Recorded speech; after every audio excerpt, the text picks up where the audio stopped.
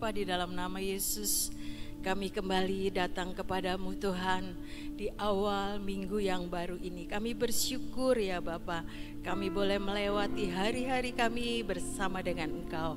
Terima kasih Tuhan, biar setiap pujian penyembahan yang sudah kami lakukan, semuanya hanya kemuliaan bagi nama Tuhan. Engkau yang sempurnakan semuanya menjadi satu dupa yang berbau harum naik ke hadapan hadirat-Mu. Terima kasih Tuhan.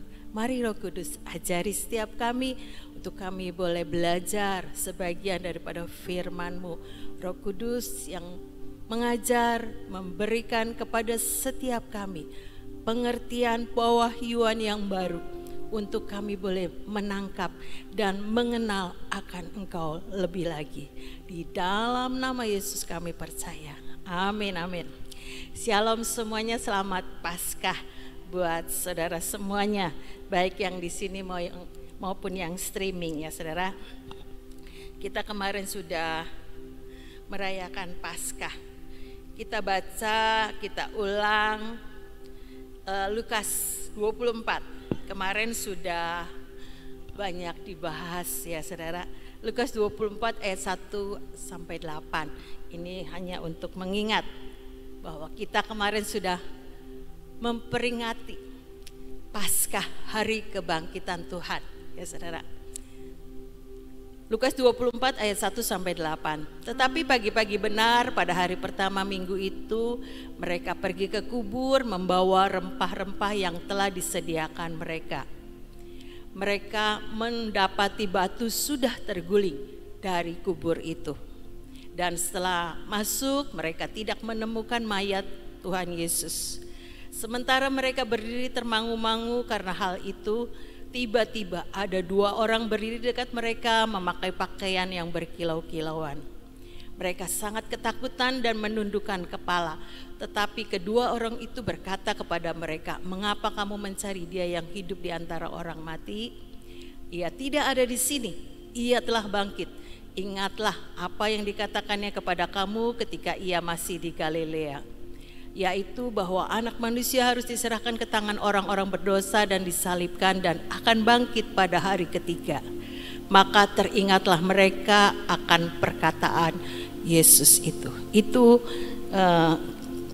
Tuhan Yesus menampakkan diri kepada Maria Magdalena yang pertama setelah Yesus bangkit. 1 Petrus 1 ayat 3, ini yang kita akan belajar. 1 Petrus 1 ayat 3. Terpujilah Allah dan Bapa Tuhan kita Yesus Kristus yang karena rahmat-Nya yang besar telah melahirkan kita kembali oleh kebangkitan Yesus Kristus dari antara orang mati kepada suatu hidup yang penuh pengharapan. Kebangkitannya memberikan saudara dan saya harapan yang penuh, tidak setengah, tidak separuh ya saudara, tapi pengharapan yang penuh, pengharapan yang kokoh, terjemahan yang lain, pengharapan yang pasti. Jadi kebangkitan Tuhan Yesus yang sudah melahirkan kita kembali ya saudara. Dulu kita adalah manusia yang berdosa, manusia yang berontak mungkin sama Tuhan. Tapi karena Yesus Kristus sudah mati buat saudara dan saya, menebus dengan darahnya yang mahal, membuat saudara dan saya itu mengalami kebebasan. Tidak ada lagi kutuk dosa, tidak ada lagi dakwaan-dakwaan si jahat yang boleh terjadi dalam hidup saudara dan saya. Saudara dan saya adalah ciptaan baru di dalam Tuhan Yesus Kristus. Sehingga kebangkitannya di antara orang mati itu juga yang memberikan hidup saudara dan saya itu harapan yang penuh ya saudara. Harapan yang pasti, bukan harapan yang kosong. Oleh sebab itu biar kita terus punya pengharapan itu. Percaya penuh kepada kuasa firman Tuhan. Itu akan terjadi dan tergenapi seperti yang kita deklarasikan setiap pagi. Kita punya perjanjian kekal yang tidak bisa dibatalkan. Kita punya janji tahun kelimpahan tahun kenikmatan. Biar itu terjadi di tahun 2025 buat setiap kita yang terus punya pengharapan kepada Tuhan Yesus Kristus, ya saudara. Tuhan Yesus itu menampakkan diri yang ketiga, kedua sama Thomas, yang ketiga itu sama Simon Petrus. Kita belajar dari Yohanes 21 ayat 1 sampai 14 ini. Kita belajar ini ya saudara. Nggak tahu Tuhan itu ngajarin saya ayat ini. Biar ini menjadi berkat buat setiap kita dan membangkitkan iman kita. Ya, saya punya Tuhan yang hidup, yang sudah mati, dibangkitkan pada hari yang ketiga. Dan Ia yang memberikan saudara dan saya ini pengharapan yang penuh, bukan pengharapan yang kosong. Kemudian Yesus menampakkan diri lagi kepada murid-muridnya di pantai Danau Tiberias, dan Ia menampakkan diri sebagai berikut. Di pantai itu berkumpul Simon Petrus, Thomas yang disebut Didimus, Nathanael dari Kana yang di Galilea, anak-anak Zebedeus, dan 2 orang muridnya yang lain. Ada 7 ya saudara. Kata Simon Petrus kepada mereka, "Aku pergi menangkap ikan." Kata mereka kepadanya, "Kami pergi juga dengan engkau." Mereka berangkatlah naik ke perahu, tetapi malam itu mereka tidak menangkap apa-apa. Kita belajar, ya, sekalipun Simon Petrus dan teman-temannya itu nelayan yang mungkin sudah berpengalaman lama. Mungkin mereka sejak kecil orang tuanya sudah jadi nelayan, mereka juga sudah belajar jadi nelayan sejak kecil. Tetapi malam itu dikatakan mereka tidak mendapat apa-apa. Biar ini menjadi pembelajaran buat saudara dan saya. Sekalipun kita ini mungkin sudah berpengalaman ya saudara, berpengalaman dalam segala hal. Tapi biarlah kita belajar, tanpa Tuhan itu kita juga bisa tidak mendapatkan apa-apa ya saudara. Oleh sebab itu belajar terus untuk saudara dan saya melekatkan hidup kepada Tuhan. Tidak berjalan dengan kekuatan secara manusia. Karena bisa juga mengalami seperti tadi. Tidak menemukan apa-apa, tidak mendapatkan apa-apa ya saudara. Mereka tidak menangkap apa-apa, mungkin sudah semalaman mereka itu mencari ikan. Tapi Alkitab tulis ke-7 orang tadi, murid Tuhannya tadi tidak menangkap apa-apa. Biar ini menjadi warning buat setiap kita ya saudara. Ayo, kekuatan manusia itu tidak bisa kita lakukan tanpa Tuhan. Kita tidak akan menghasilkan apa-apa tanpa Tuhan. Biar hidup kita ya saudara terus mengandalkan Tuhan. Percaya kuasanya itu tidak berubah. Yesus yang sudah mati, bangkit itu yang akan menjadi sumber pengharapan saudara dan saya.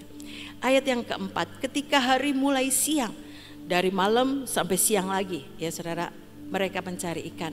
Yesus berdiri di pantai, akan tetapi murid-murid itu tidak tahu bahwa itu adalah Yesus. Jadi sekalipun murid-murid itu menangkap ikan dan tidak menghasilkan apa-apa sampai siang, dia dikatakan Yesus berdiri di pantai. Artinya Tuhan lihat ya saudara, apa yang didapatkan murid pada waktu itu. Sekalipun hari sudah siang, mereka tidak mendapatkan apa-apa. Yesus berdiri di pantai, akan tetapi murid-murid itu tidak tahu bahwa itu adalah Yesus. Hari mulai siang ya saudara-saudara, tidak menghasilkan apa-apa. Sepertinya udah hopeless, tidak ada ikan yang didapat pada waktu itu. Tetapi Yesus ada, melihat semuanya. Yesus tidak meninggalkan murid-murid itu ya saudara. Dan kita tahu nanti ceritanya. Ketika Yesus ada, yang tidak ada apa-apa pada waktu itu bisa mendapatkan ikan sebanyak 153.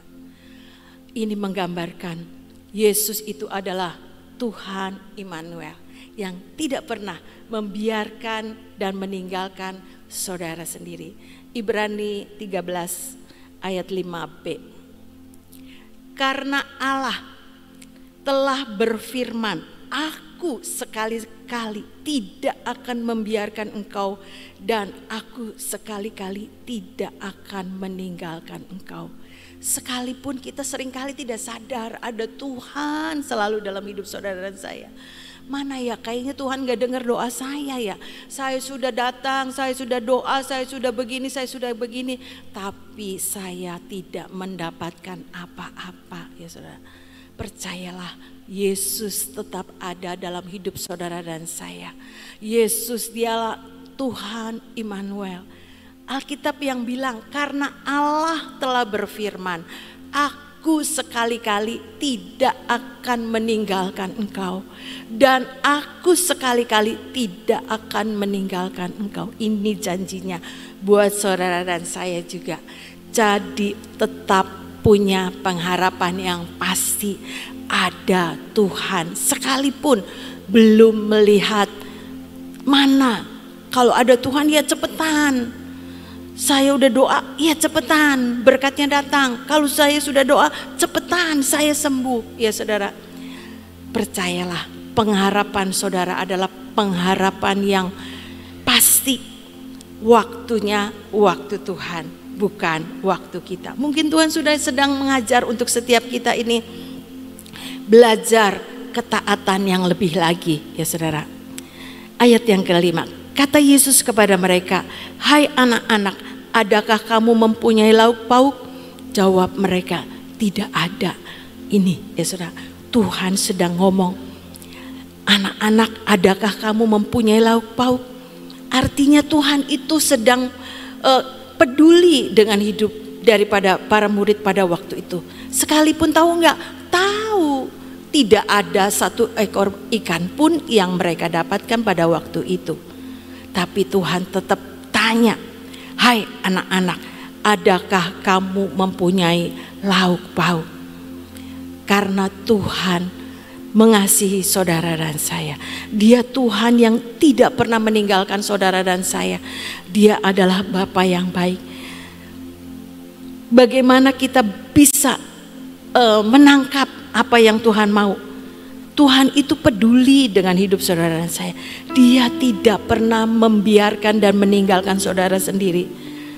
Ditanyain ada enggak lauk pauk? Artinya Tuhan itu peduli dengan pemeliharaan hidup saudara dan saya.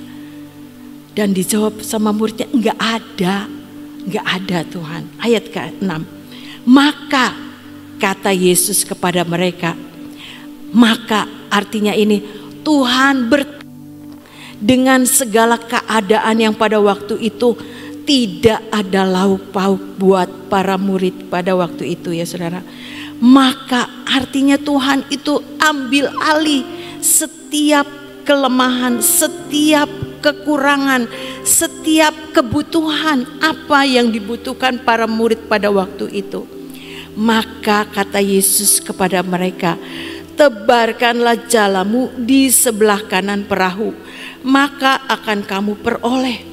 Lalu mereka menebarkannya dan mereka tidak dapat menariknya lagi karena banyaknya ikan. Ya saudara, lihat ketika Tuhan ambil alih, ketika Tuhan memperhatikan enggak ada lauk pauk, ya sudah, tebar jalamu sekarang di sebelah kanan.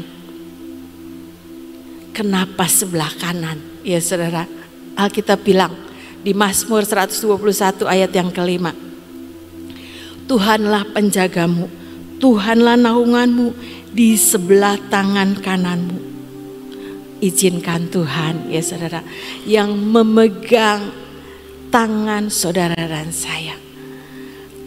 yang memegang kendali dalam hidup saudara dan saya, sehingga setiap kita bisa dimampukan oleh Roh Kudus. Alkitab yang bilang, tebarkan jalamu di sebelah kanan perahu, maka akan kamu peroleh. Lalu mereka menebarkannya dan mereka tidak dapat menariknya lagi karena banyaknya ikan.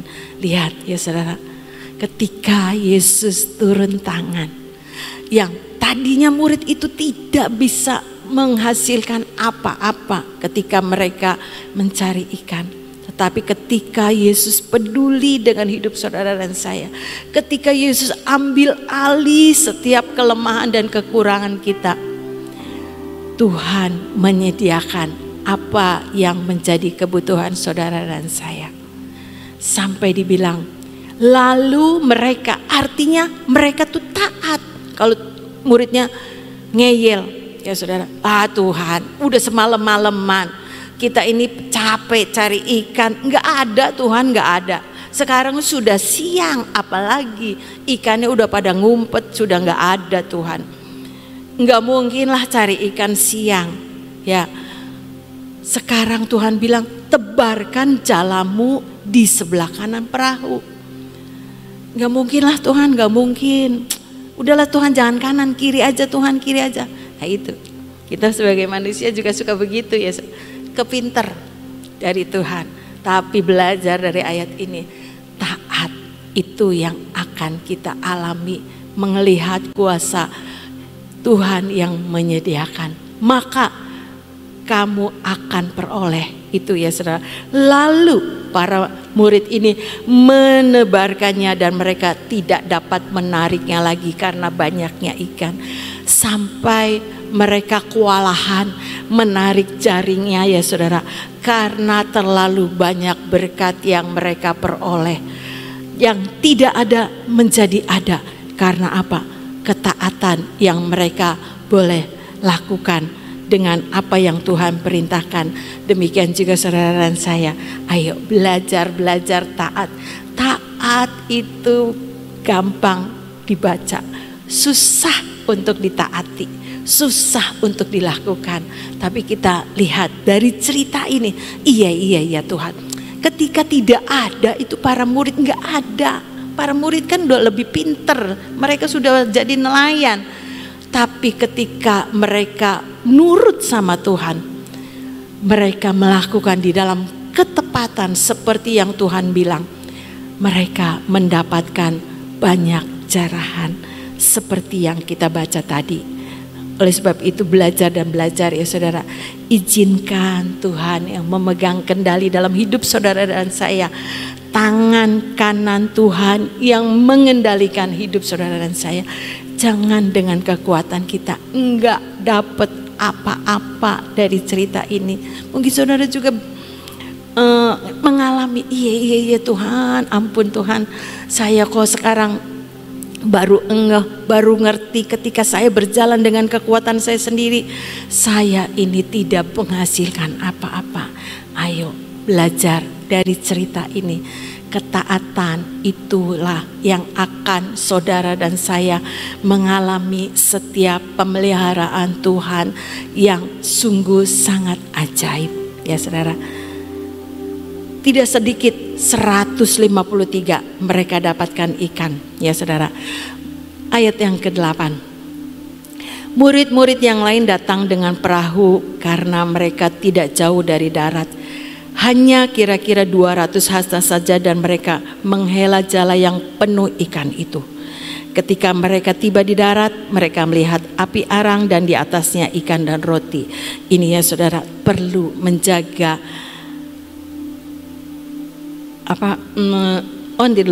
tadi baru ke-6, ke-7 dulu, ke-7 dulu. Maka murid yang dikasihi Yesus itu berkata kepada Petrus, itu Tuhan. Ketika Petrus mendengar bahwa itu Tuhan, maka ia mengenakan pakaiannya sebab ia tidak berpakaian, lalu terjun ke dalam danau. Pakaian adalah perbuatan kita. Ketika kelimpahan itu terjadi dalam hidup kita, jangan lupa perbuatan kita juga harus tetap kita perhatikan ya saudara. Jangan sedang mengalami kelimpahan, justru perbuatan-perbuatan kita sombong. Itu kan karena saya kan sudah bisa ngerti nih cara-caranya begini. Kalau bukan punya pengalaman saya dulu, nggak mungkin nih saya berhasil seperti sekarang. Ya saudara, kadang-kadang manusia itu suka menyombongkan diri. Jangan ya saudara, kita tetap punya kerendahan hati. Tanpa Tuhan, Alkitab bilang, saya dan saudara tidak bisa berbuat apa-apa. Oleh sebab itu ingat. Ketika kita juga mengalami kelimpahan, ini berkat Tuhan. Ini karena Tuhan, bukan usaha kekuatan saya. Kalau saya menikmati seperti janji firman, iya ini karena Tuhan yang menjanjikan. Karena tahun ini adalah tahun kenikmatan. Tahun ini adalah tahun kelimpahan. Karena saya mau belajar mengandalkan Tuhan, saya terus membuat Tuhan itu terus ada di dalam segala usaha pekerjaan saya. Saudara dan saya itu harus sadar. Iya, ini karena Tuhan. Tidak ada satupun kekuatan manusia yang dapat kita sombongkan. Seperti para murid ini ya saudara. Mereka mendapatkan semua berkat Tuhan itu karena Tuhan yang melakukan dalam hidup mereka. Bagian setiap kita taat ya saudara, seperti tadi. Yang ketujuh tadi pakaian. Ketika Petrus itu mendengar bahwa itu Tuhan, Petrus itu nggak sadar kalau itu Tuhan yang ada di hadapannya. Lalu ia buru-buru pakai baju ya saudara, untuk menarik setiap berkat itu narik dekat ke pantai ya saudara. Seringkali kita juga lengah dengan perbuatan kita. Kita harus tetap waspada. Tuhan Roh Kudus jagai saya. Perbuatan, perkataan, kelakuan, tingkah laku, semua Tuhan yang mengendalikan. Supaya apa? Supaya perbuatan saudara dan saya ini ketika kelimpahan itu datang, kita tidak memegahkan diri. Tapi karena saudara dan saya mau dipakai oleh Tuhan, menjadi saksinya Tuhan. Iya, ini orang yang berbeda. Kok bisa ya dia mengalami sesuatu yang ajaib? Karena kita belajar punya hati seorang hamba. Untuk kita ini mengerti dari mana saudara dan saya itu diambil. Seringkali Ibu Gembala mengingatkan, ingat dari mana kamu diambil. Betul saudara, dari mana saudara dan saya ini diambil. Kalau bukan tangan Tuhan mengangkat saudara dan saya, tidak bisa saudara. Itu yang harus kita ingat-ingat. Iya, jaga perbuatan kita. Ketika kita juga mengalami kelimpahan seperti Petrus, jaga jangan sampai ketelanjangan kita memalukan nama Tuhan. Perbuatan kita memalukan nama Tuhan. Saudara, biar itu menjadi warning buat saya juga, supaya iya Tuhan, Roh Kudus tolong saya supaya saya juga bisa tetap dipakai oleh Tuhan untuk menjadi saksinya Tuhan. Buat saudara dan saya ini ngalami kelimpahan yang Tuhan sudah sediakan dan akan sediakan, supaya kita tetap waspada, berjaga-jaga, karena Tuhan semuanya boleh saudara dan saya ini mengalami tahun kebaikan Tuhan, tahun kenikmatan. Janji Tuhan itu ya dan amin.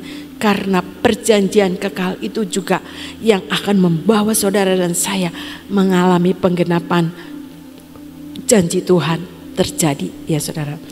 Ayat yang ke-9, ketika mereka tiba di darat, mereka Ayat ke-8. Murid-murid yang lain datang dengan perahu karena mereka tidak jauh dari darat. Hanya kira-kira 200 hasta saja dan mereka menghela jala yang penuh ikan. Ini perlu menjaga unity ya saudara. Ketika berkat itu juga datang, kita harus juga menjaga unity. Baik di tengah-tengah keluarga, di tengah-tengah komunitas, di tengah-tengah dimanapun Tuhan tetapkan saudara dan saya. Ayo tetap menjaga kesatuan tubuh Kristus ya saudara. Murid-murid yang lain datang dengan perahu karena mereka tidak jauh dari darat, hanya kira-kira 200 saja dan mereka menghela jala yang penuh ikan itu. Mereka tarik jarahan sudah mereka dapatkan. Murid-murid yang lain berarti ada kesatuan, ada kekompakan untuk unity itu terjadi, sehingga Alkitab yang bilang ketika ada kesatuan, Mazmur 133 ya saudara, berkat kehidupan itu juga dalam kehidupan saudara dan saya. Ayat yang ke-9, ketika mereka tiba di darat mereka melihat api arang dan di atasnya ikan dan roti. Kata Yesus kepada mereka, bawalah beberapa ikan yang baru kamu tangkap itu. Ini artinya ya saudara, Tuhan adalah penyedia segala sesuatu buat saudara dan saya. Kok bisa ya? Di atasnya sudah ada ikan dan roti. Tuhan bilang lagi, ayo bawa lagi itu berkat yang baru ditangkap. Artinya Tuhan itu tidak sekedar menyediakan berkat yang sedikit, tapi berkat kelimpahan Tuhan sediakan juga buat saudara dan saya. Ini yang harus kita percayai. Sekalipun itu belum kita lihat ya saudara. Alkitab bilang iman sebesar biji sesawi bisa memindahkan gunung. Mungkin iman pengharapan saudara juga kecil, gak ada, udah hopeless gitu, tapi masih tetap percaya. Iya Tuhan, tetap berdoa, tetap meyakinkan diri, ada Tuhan pasti ada jalan, ada Tuhan pasti ada pengharapan, ada Tuhan pasti saya mengalami semua janji Tuhan. Terus diperkatakan supaya apa? Iman yang sebesar biji sesawi saja itu tetap kita punya pengharapan yang pasti sampai pengharapan itu terjadi buat saudara dan saya.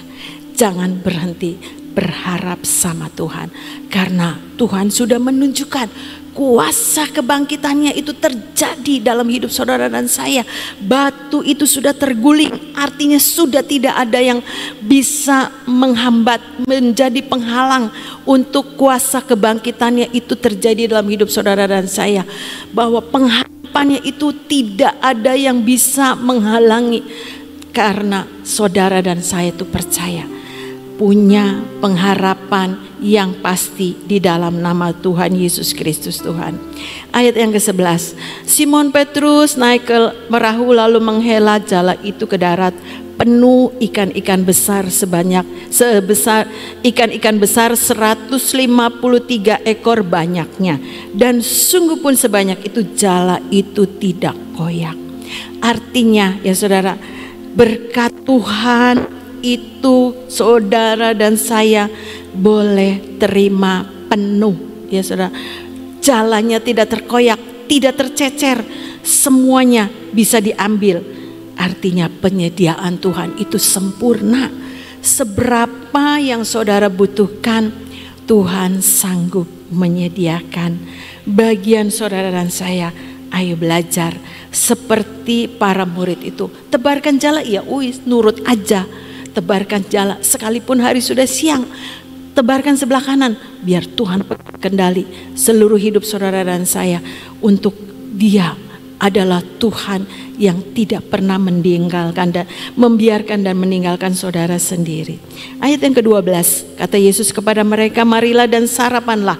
Tidak ada di antara murid-murid itu yang berani bertanya kepadanya, siapakah engkau? Sebab mereka tahu bahwa Dia adalah Tuhan. Yesus maju ke depan, mengambil roti dan memberikannya kepada mereka. Demikian juga ikan itu. Itulah ketiga kalinya Yesus menampakkan diri kepada murid-muridnya sesudah ia bangkit dari antara orang mati. Tuhan Yesus tetap punya kerinduan fellowship ya saudara. Makan bersama, ayo marilah dan sarapanlah. Artinya Tuhan itu tetap punya kerinduan untuk kita selalu terus terkoneksi dengan Tuhan Yesus Kristus, Yeshua HaMashiach itu ya saudara. Tuhan itu punya kerinduan untuk selalu makan sehidangan dengan saudara dan saya. Tuhan punya kerinduan sebagai anak-anak Tuhan. Pengen kita itu seperti beberapa waktu yang lalu, kemarin Riko hari Sabtu, Goshen ya saudara, mendekatlah kepada Allah. Itu yang Tuhan mau. Saudara dan saya, ayo semakin hari semakin melekat sama Tuhan. Di sini kita diajarin, ayo terus punya keintiman dengan Tuhan, punya kerinduan untuk terus berkomunikasi dengan Roh Kudus, terus berkomunikasi dengan Tuhan. Artinya Tuhan disenangkan dengan segala apa yang kita bisa lakukan. Fellowship ya saudara, marilah dan makanlah. Bukan secara jasmani saja, tapi secara rohani. Enak iya. Kalau makan bersama tuh seneng ya saudara. Sekalipun mungkin makannya cuman sederhana ya saudara. Tidak makan yang macam-macam, yang enak-enak, yang mahal-mahal. Tapi kalau fellowship sesama pelayan, mungkin fellowship dengan keluarga, itu seneng saudara. Hatinya itu tidak tergantikan dengan mungkin makannya sederhana.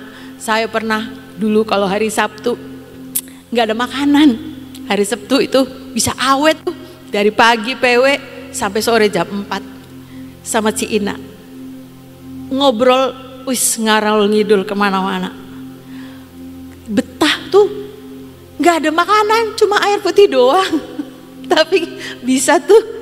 Iya itu karena kita itu saling membagi, saling mengisi. Ci Ina bagi, saya belajar, itu ya saudara. Ci Ina punya pengalaman banyak, lebih banyak cerita ini. Oh iya, saya belajar saudara.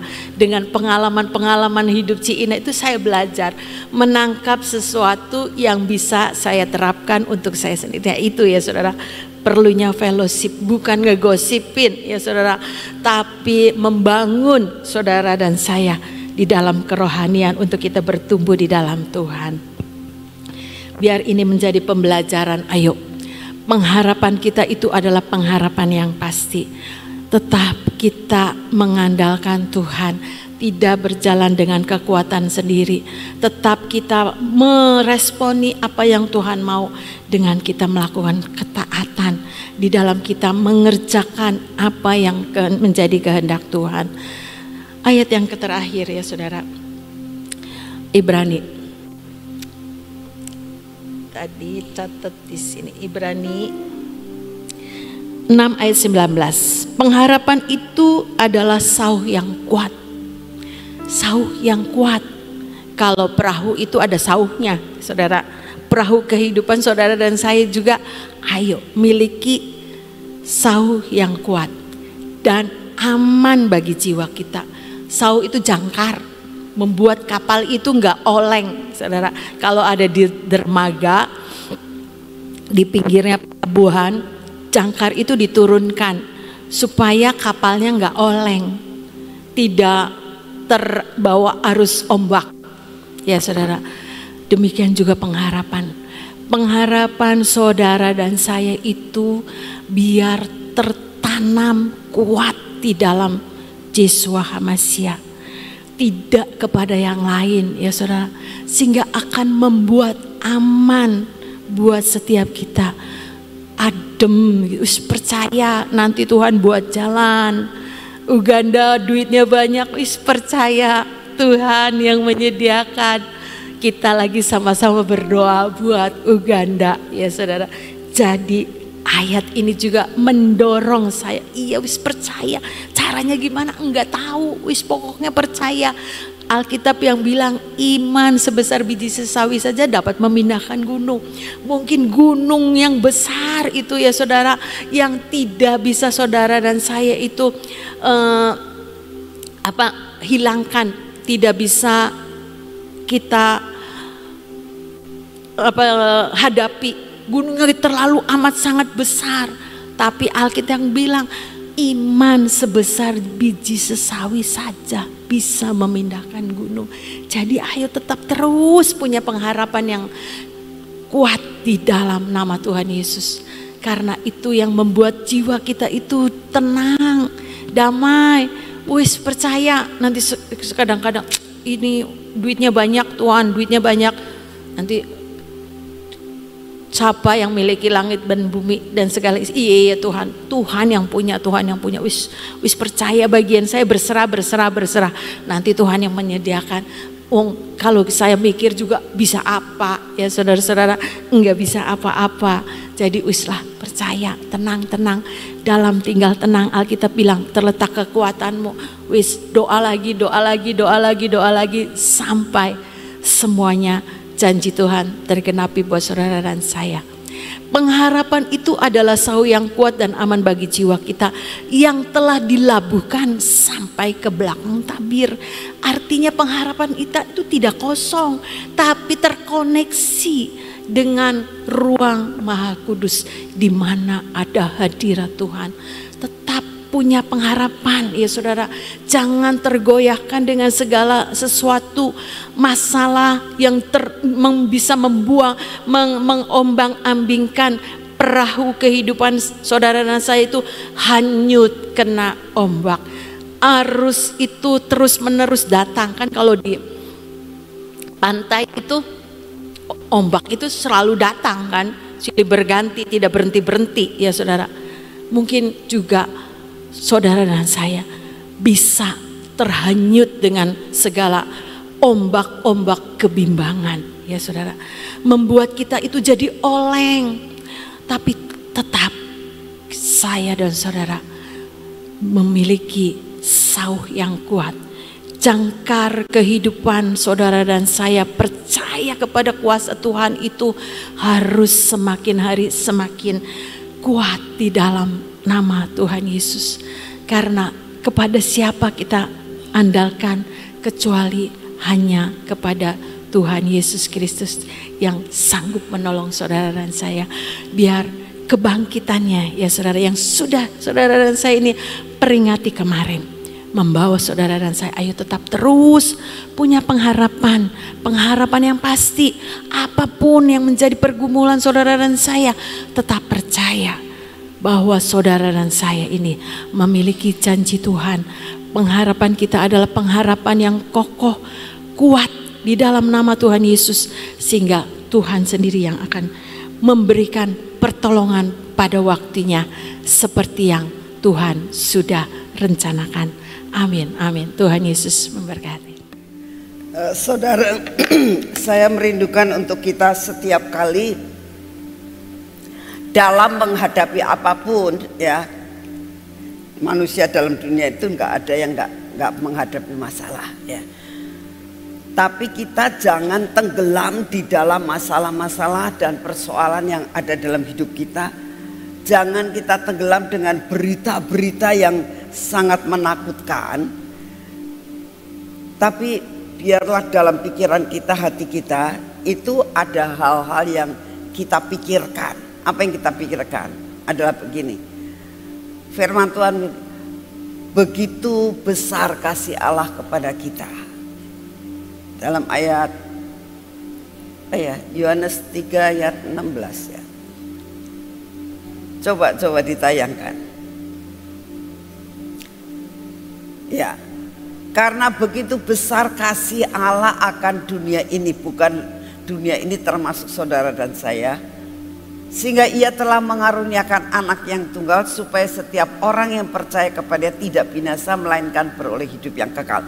Ini kita masukkan terus dalam kehidupan kita ya. Satu, Yesus karena kasihnya Yesus itu lahir. Karena kasihnya Yesus itu mati, karena kasihnya Yesus bangkit, karena kasihnya Yesus di surga menyediakan tempat buat kita. Biarlah dalam hidup kita itu 4 perkara ini itu terus ada. Bila menghadapi masalah apapun ya, seperti murid-murid itu, toh akhirnya Tuhan tolong. Karena apa? Karena 4 hal ini. Karena besar kasih Allah buat saudara dan saya. Yuk isi hidup kita dengan hal-hal yang seperti ini. Karena kasihnya itu loh. Dia lahir, dia mati, dia bangkit ke surga menyediakan tempat buat saudara dan saya. Kita belum pulang aja sudah disediakan tempat, saudara. Begitu besar kasih Allah. Jadi dalam menghadapi apapun percaya Tuhanlah yang menyediakan segala perkara yang baik. Yuk kita berdoa. Terima kasih Tuhan buat awal minggu ini. Engkau memberkati kami. Engkau menyediakan perkara yang baik. Dalam masa-masa kesukaran. Sebagaimana murid-Mu. Ada roh kekecewaan. Ada roh keputusasaan. Karena dengan kekuatan sendiri, kemampuan sendiri, hasilnya sia-sia. Ternyata Engkau adalah Allah yang peduli. Terima kasih Tuhan untuk kasih setiamu. Dan hari ini Tuhan, kami tetap mau berjalan bersamamu. Kami tetap mau mengatakan, Engkaulah yang menyediakan segala perkara buat kami yang terbaik. Engkaulah provider kami. Terima kasih Tuhan Yesus. Pagi ini kami datang di hadapan Tuhan. Kami tetap percaya lawatan akan terjadi. Sekalipun apapun yang saat ini terjadi, kami tetap berdoa. Biarlah lawatan terjadi di kota ini. Lawatan terjadi di pulau-pulau seluruh Indonesia. Lawatan terjadi Tuhan di seluruh benua. Dan kami tetap berdoa untuk lawatan yang Engkau akan adakan di Uganda Tuhan. Teruskan rencanamu. Terus kirimkan roh pertobatan, roh kekuatan, roh kenyamanan yang berasal daripadamu turun atas Uganda. Biarlah Engkau yang akan terus beracara Tuhan. Semua acara kami persembahkan kepadamu. Lawatlah Uganda karena Engkau merindukan untuk kami ke sana. Kami juga berdoa untuk setiap benua-benua yang ada. Kami berdoa buat saudara-saudara kami yang juga sudah mulai dikirim ke benua-benua yang lain. Kau memberkati mereka.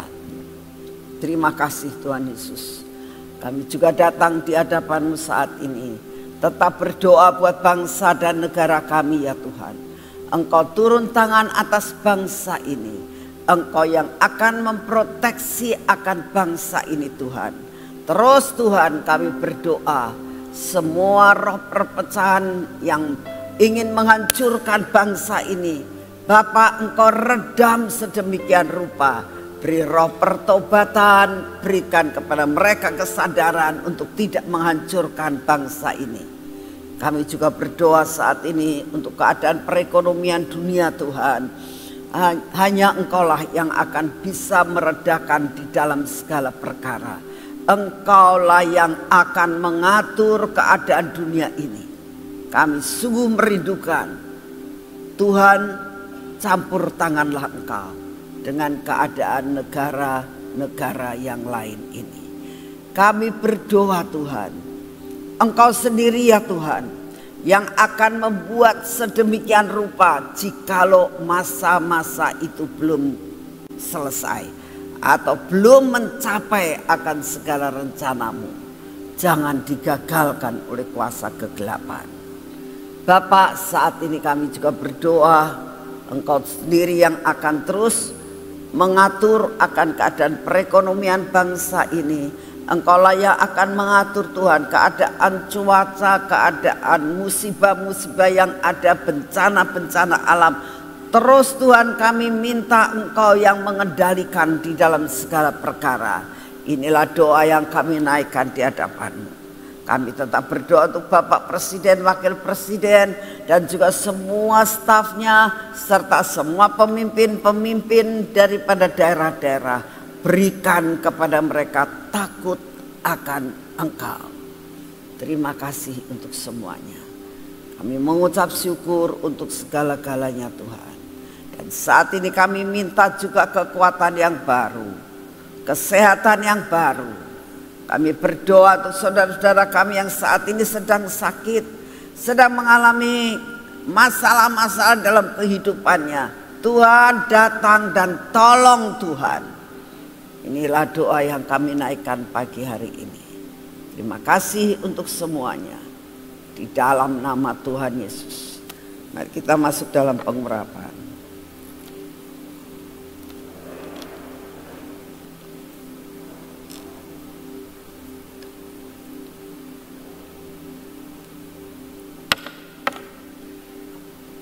Bapak, biarlah minyak yang Kau anugerahkan buat kami, minyak supranatural, minyak keajaiban, menguasai seluruh hidup kami, menguasai mata kami, telinga kami, bibir, mulut kami, dan hati kami. Engkau yang akan menghancurkan semua yang tidak baik dalam hidup kami ya Tuhan. Digantikan dengan semua yang baik. Berkati tangan kami dan kaki kami Tuhan. Karena hari ini kami mau berjalan bersamamu. Kami akan melakukan segala perkara pekerjaan kami hari ini ya Tuhan. Tolong pekerjaan kami dapat kami selesaikan. Biarlah perjalanan kami menjadi berhasil dan kaki kami tidak tersandung. Terima kasih untuk kasih setiamu. Segala pujian, hormat, syukur kami naikkan di hadapan. Berkat Abraham, Ishak, dan Yakub terjadi dalam hidup kami. Dalam nama Tuhan Yesus. Amin. Selamat pagi, Tuhan memberkati saudara semuanya.